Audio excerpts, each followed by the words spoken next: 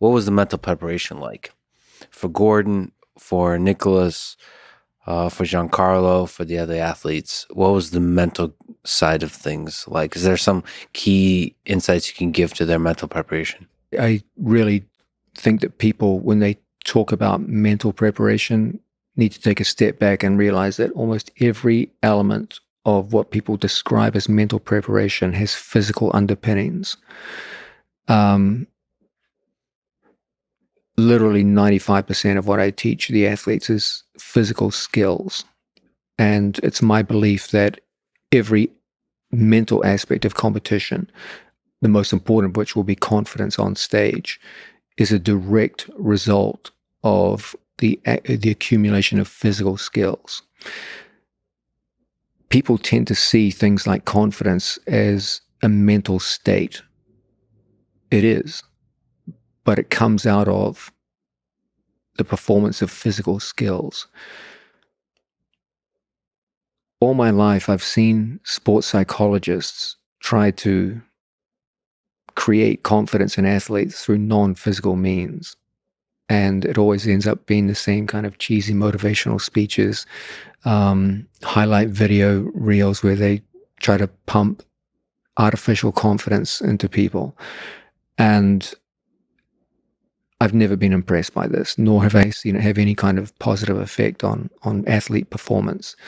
What I do see build confidence is the sense that athletes are developing skills and using them successfully under conditions that closely mirror the event they're preparing for. Once they get this down, that's where true confidence comes from. Confidence doesn't come from words, it comes from accumulated skills, which experience shows you have been responsible for successful performances in the past. And if you accumulate enough of these, your confidence rises. So when it comes to the mental aspects of competition, I created a program where everyone was given a set of skills that they had to work on, skills directly related to what I believe is the most important elements of success in ADCC competition. In the gym, they accumulated those skills over time.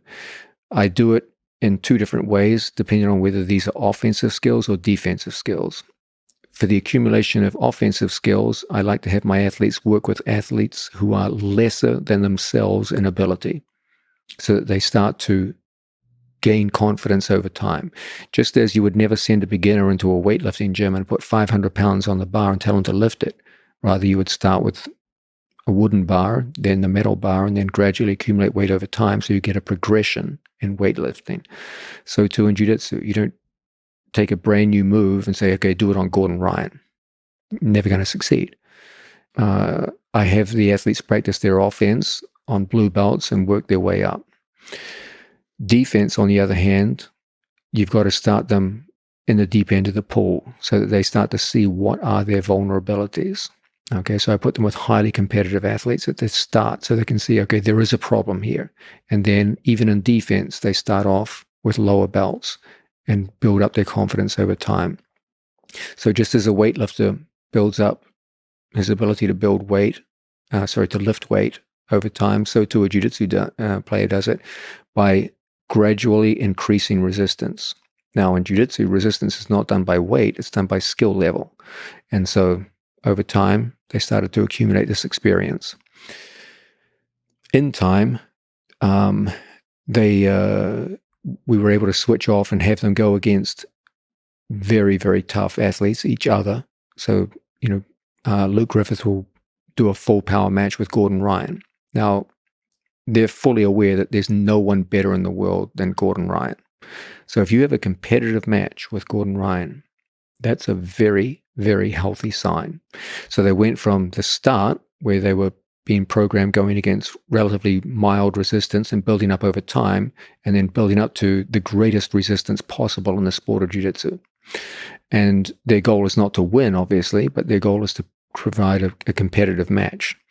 Now, Gordon doesn't have any confidence issues, so for him, it's just good, hard competitive training against people that are in some ways better than those he'll be facing in competition. For the other guys, it's getting a clear assessment of what their current skill level is. by going against the best there is.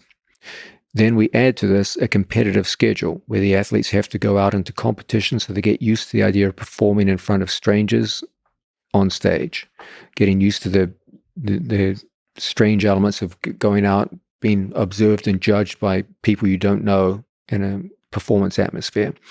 And so they were all given matches and WNO competition leading up to the event, ADCC trials, local grappling events here in Austin, and given a competitive schedule to fight and prepare them for ADCC.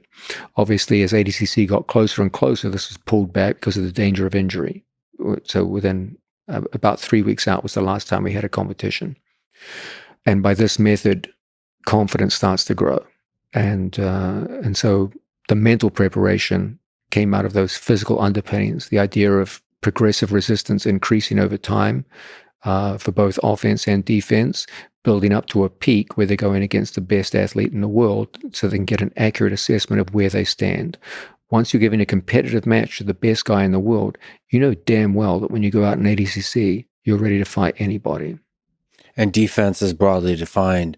So defense in symmetrical positions like guard, and then defense also includes escaping from horrible positions. Yes. We're big believers in the idea of depth of defense, the idea that you should be able to mount defense all the way through from early stages based mostly around anticipation of identifying danger visually before it emerges, and all the way through to the deepest levels of defense where you are 100% defensive in terrible positions and you have to claw your way out and over time and get back to a neutral position, or even better, back to an attacking position. You have an Instagram post on this topic. When you get ready to step out for the biggest moment of your life, ask yourself one question. How different is this really from what I do every day? If the answer is not very different at all, then step forward with confidence and do what you do every day in the same manner and ignore the hype and distraction. You're ready for action. By the way, for people who don't know, you need to follow John Danaher John on Instagram, because you have nuggets or large buckets of nuggets of wisdom often, which is quite profound, even bigger than jiu-jitsu. But anyway, so there's some aspect where you want to mimic the conditions of your daily training in intensity, in what for, so physical to that of the actual matches. You asked the question about mental training. For me, the central focus of whatever small amount of mental training I give my students comes down to a very, very simple concept to understand. This is the idea of identifying competition in terms of its normalcy.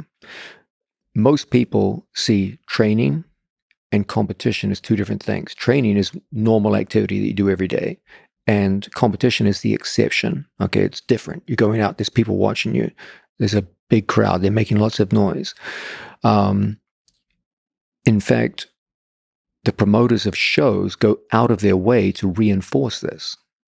Look at, for example, ADCC, when Gordon Ryan went to fight Andre Galvin. Okay, do they just come out on the mat and fight each other? Absolutely not. There's music, there's pageantry, there's fireballs. They're literally shooting fireballs. Yeah, some dude in a tie sitting with Joe Rogan. I heard about that guy. Meathead podcaster, comedian, whatever. Which one was the meathead? Well played, John Danaher. Well played. But you see what they're trying to do. They're trying to create theater and pageantry, when in fact it's just a grappling match. It's just two athletes, a referee, and a rule set. That's the reality. Now, what they try to sell you is something which is not reality, which is this is somehow bigger and different. And they reinforce this with pageantry and theater so that it becomes not just a grappling match, but a grappling performance, the same way you have a theater performance. And my goal as a coach is to dispel that and say, when you go out there, there's only one reality: you, him, and the referee reinforcing a rule set. That's it. Everything else you see, the smoke, the fire, the music, is an illusion. And it's put there intentionally to make you feel a certain kind of way. And your whole goal is to see this as an illusion and walk out and see only the reality, which is that this is the same damn thing you do every day in the gym. The only difference is you're going with a guy you've never grappled before. So the actual act of removing the illusion or realizing that it is an illusion, how do you practice that? So when you step on the mat, once you're aware of it, I always have them to. It's like when you see a magician and you have his tricks explained to you, you never see the magic again. The first time you see a good card trick from a good magician, it's, oh my God. Then when they explain it to you, I did this, and that, step one, step two, then you look at it like, it's not that special. And when you explain to people this idea of the pageantry is an illusion, then just as when you watch the magician and you learn the trick, all the magic flies out the window, so too with the nervous response. Well, so that's for the pageantry, but what about maybe the physical intensity of competition? Isn't there an extra? No, it's the same in every competition. It's not like, they're twice as strong at an ADCC as they are in the IBJF World Championships. It's the physical intensity is always pretty much the same. They experience it every day in the gym, and if you go out and you grapple Gordon Ryan, it's not like the next guy you grapple is going to be twice as strong as him or twice as fast. He's going to be a little stronger, a little faster, but not so much so that it completely changes your approach to the game. There's not that much difference between the human bodies out there on the stage. So if you've felt intensity before, you're not going to be shocked by ADCC. But in terms of in training, do you have to try to match the intensity of competition? No, that would be foolish. Every athlete in the gym would be injured. Yeah. You can do it for short periods of time, but the training has to be carefully monitored in terms of intensity levels. Remember, we're training 7 days a week, a minimum of twice a day. You've got to keep things under wraps. Like, every other workout you can have one of the 5 rounds can be full power, but not 7 days a week, 3 times a day. That's just going to break bodies. And the full power is just a reminder of. It's more about skill development for us. It always comes back to skill development. But what about matching the feeling of the intensity of competition? So, yeah, periodically. But it can't be rarely. Every single time. Not really. It's not rare. Meaning one out of 3 hours of hard sparring per day, like 15 minutes might be like 100% full power. That way you that's more than enough to get psychologically ready for it, the intensity of conflict, but won't break your body over time. Intensity of conflict, that's well put. There is competition doesn't it have that extra level of animosity? Like it's a little bit more conflict than it is. It can. Sometimes there's personality differences. Like, for example, like Gordon Ryan and Felipe Pena, they admire each other a lot. They respect each other's skills, but they certainly don't love each other. That's for sure. So there can be certain matchup where there's more intensity, but then there's other matchups where the two athletes come out and it's no more intense than a hard sparring session.